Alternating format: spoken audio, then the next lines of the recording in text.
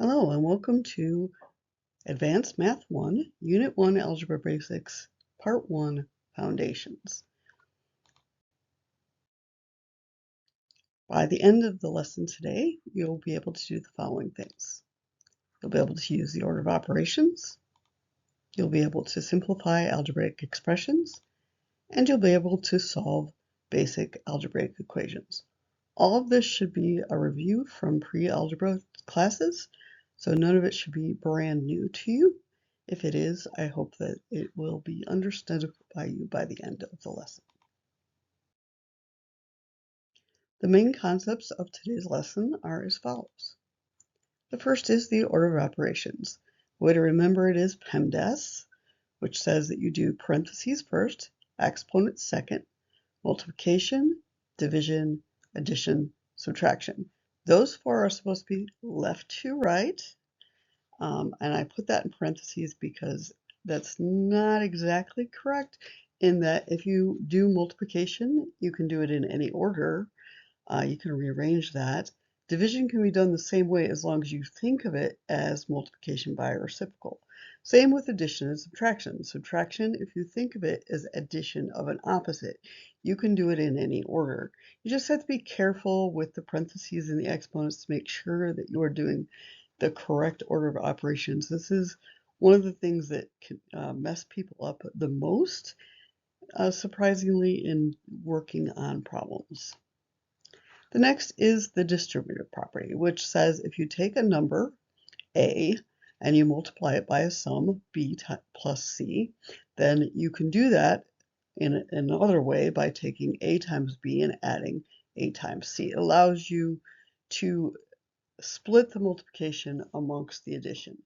Not particularly handy for most people, they think, because they don't see what it's used for. If you are interested in seeing how you've actually been doing the distributive property throughout your life in a process that you've done your life, I have another video on that that's called the distributive property, not just an algebra thing. And then solving equations will be the last thing that we talk about, which in general, you want to undo the addition and subtraction first, then undo the multiplication and division. That's in a simple equation. A simple equation just has everything all simplified on both the left and right side. In other words, there's going to be a letter with possibly a number in front of it, added or subtracted to a number equals something else. That's going to be the general format of a basic equation. So it's not going to have letters on both sides. It's not going to have multiple letters on either side. It's not going to have multiple additions and subtractions on either side. It's no distributions or anything like that. So that's the kind of simple equations we're going to be doing today. All right, let's go ahead and move into our examples. Okay, let's start with our first example, which is on using order of operations. Technically, it has two parts, an A and a B. So we'll start with part A, which has a bunch of grouping symbols. We have braces, brackets, and parentheses. So you have to work from the innermost grouping symbol first, then technically exponents, which I do alongside the multiplication and division, addition and subtraction, just because it's easier. And then obviously we do multiplication and division before we do addition and subtraction as well. So we need to make sure we do that in the correct order. So we want to start with the innermost grouping symbol, which is always parentheses. In that innermost grouping symbol, I have an exponent, so 3 squared, which is 9, added to 1, which is 10.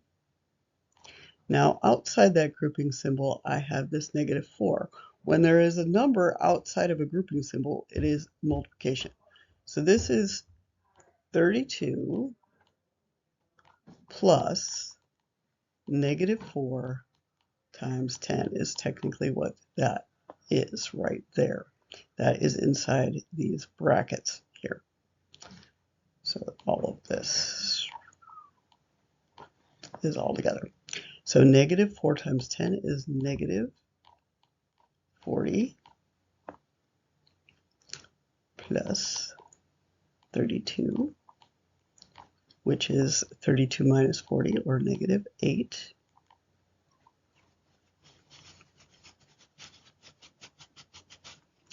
And that takes care of that. Now, outside of these, whatever those are called, is this -7 and this -1, which are both multiplied by it. So technically I have 8 squared, which is 64, plus -7 times -8 times -1. That's what all that simplifies down into. So I have 3 negatives, which is going to make a negative, which is -56, 7 times 8. And then we have that 64 plus that.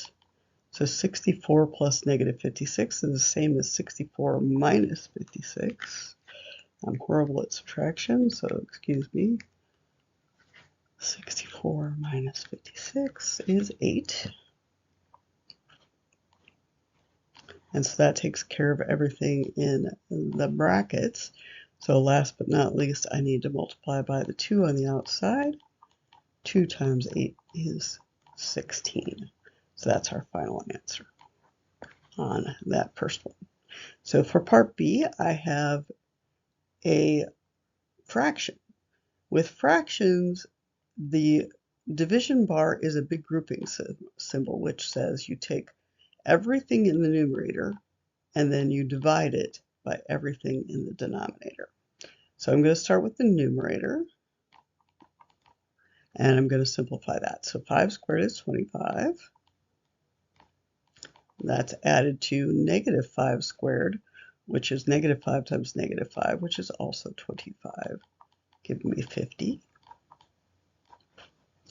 And then we have the denominator. Sorry about that. And then in the denominator, I have an absolute value of 4 squared, which is 16, minus 2 to the 5th, which is 32. And that gives me 16 minus 32 is -16, but the absolute value gets rid of the negative.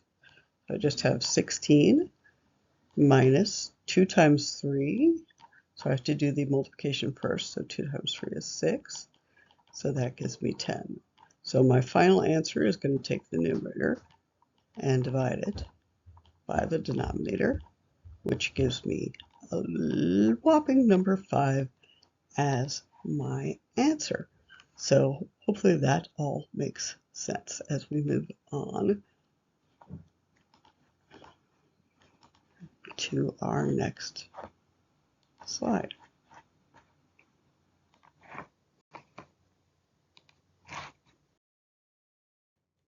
All right, we'll move on to simplifying algebraic expressions. We have 2 examples here. The first example has 10k plus 2k times -8k minus 5. So I can't simplify the parentheses, so I have to use the distributive property here. So I'm going to take this 2k and I'm going to multiply it in here by both pieces separately. So I have 2k times -8k is -16k, and 2k times -5 is -10. K. Actually, this should have been k squared, my bad. K times k is k squared. I'm okay. All right, now I have this 10k out front, which I can add. So this k squared can't be combined with anything because it's not the same as anything. So I'm going to start with that because you always start with the highest exponent first. I mean, technically it doesn't really matter, but that's convention. And then we have 10k minus 10k, which basically gets rid of those. And all I'm left with is that -16k squared. So that's all there is to that. All right, example 3. We have 2 distributions. We have 4 times 3g minus 4 and -2. Again, you got to distribute that negative in times 3g plus 4. So I'm going to do both of those. So I got 4 times 3g is 12g. And then 4 times -4 is -16. And I have -2 times 3g is -6g. And -2 times 4 is -8. So now I want to combine my letter terms and combine my number terms. So 12g minus 6g is simply 6g. And then negative 16 and negative 8 combine together to make a bigger negative, which is the same as 16 plus 8. I can't type today. There we go, 24, because I can't add for some reason. All right, so I end up with 6g minus 24 as my simplified answer on that. So hopefully that's all makes sense for everyone. All right, we're finally ready for our last examples of the day, which are on solving basic algebraic equations. If you look at these, the first one is technically a basic algebraic equation. The second one technically is a two-step equation, but I'm going to show you how to do it in a different way that makes it a basic equation. But this is what a basic equation looks like. This example 4, it's going to be a letter with a number in front, adding or subtracting something, equaling something else. And what we want to do is we want to undo our addition and subtraction, and then undo our multiplication and division. And you undo operations by doing their opposite. So to undo a subtraction, I'm going to add 27 to both sides of the equation. So I have 30x on this side because negative 27 plus 27 is 0. So I'm left with this 30x. On this side, I have 27 minus 11, or negative 11 plus 27, however you want to look at that. That works out to be 16. So now I need to undo the multiplication. So the opposite operation of multiplication is division. So I'm going to divide both sides by 30. Now, if you were to take 16 divided by 30 in your calculator, you're going to get a big, long repeating decimal. So you don't want to leave your answer as a big, long repeating decimal. So instead, we're just going to simplify the fraction. So 16 thirtieths can be reduced by dividing both the numerator and the denominator by 2, and you get x equals 8/15. And that's your final answer. Now, to be thorough, you should always go back and check your answer. So if you have a calculator that has a fraction button, it makes this very easy. You just take 30 times 8/15 as a fraction, and then subtract 27, and then you hit equal, and you should get negative 11 on your calculator. So there you go. There's my lovely calculator. So anyway, all right, now let's do example 5. Example 5 has a distribution. It has 6 times 2z minus 1 and then equals negative 18. So normally, if you want to do the addition subtraction first, multiplication division second, you would distribute the 6 through and then take care of that multi-step equation. But because the 18 is divisible by 6, I don't have to do it in that order. I can just divide out that 6 first, which seems like I'm breaking rules, but I'm not. You don't want to do that if this number out here is not divisible by the number that's on the outside of the parentheses, because that makes things ugly. But when I divide out that 6, the 6 is gone from this side, and I have 2z minus 1. And negative 18 divided by 6 is negative 3. And now I have just a regular nice equation, so I'm going to undo the subtraction by adding. I can't speak today. And I get 2z equals negative 3 plus 1 is negative 2. And then last but not least, I'm going to divide both sides by that 2. And I get z equals negative 1. Final answer. Again, I should go back and check it. So I go 6 parentheses 2 times negative 1 minus 1 and parentheses equals negative 18. So it all checked. So it's always a good idea to check and make sure you didn't make a stupid mistake, because it's very easy to do with algebra. So that's all for our first lesson today. So hopefully it all makes sense. You should go and do the U-type try problems. You probably should be doing them along the way.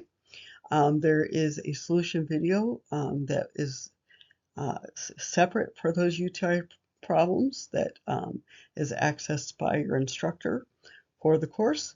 So you can check those answers and make sure you did it right before completing the practice problems, which are your assignment for today. So See you next time. Goodbye.